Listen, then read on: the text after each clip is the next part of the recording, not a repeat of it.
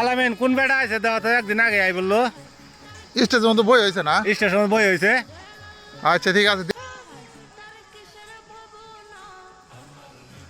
বেড়ার বেড়ার ভারী কই আজকে কালকে মাহফিল আজকে বলে দিছি বেড়া পাগলা নাকি ওরা আপনি আপনি ভারী কই কালকে মাহফিল আজকে আপনি সবার সামনে বলে দিছেন বাড়ি জিনিস থাক সব এখন বড়াইছি। মাহফিল অনন্তর মাহফিল তো কালকে আপনি আজকে বলে দিছেন কারণ কি?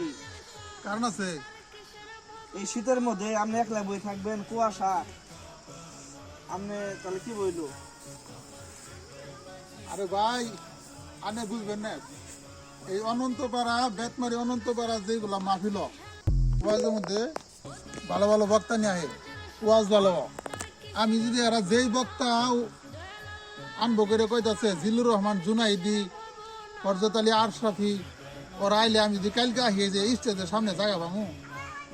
আপনি মাহফিল কালকে আপনি যে পাশে মসজিদ আছে আমি আগে আই বলছি আজকে আই বই হয়েছি কালকে এনে জায়গা পাওয়া যাবো না।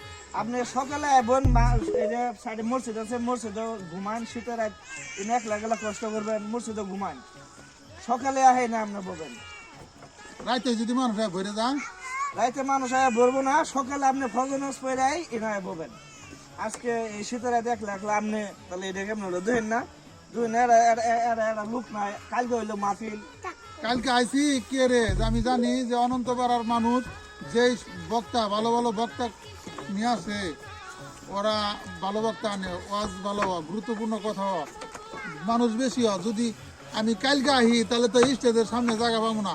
আমি এই জন্য আগে ভাগে আইসি তো যাই হোক আমি ভালো কথা কইছুন আমি মসজিদে ঘুমাই গে আল্লাহ যদি বাসা কালকে ফজর নামাজ পড়ে আবার না আইব ইনশাআল্লাহ হ্যাঁ ফজর নামাজ পড়ে এনে বলবেন আজকে জানিয়ে মসজিদ মাগরিবে টাইম আছে মসজিদে নামাজ পড়েন যায়।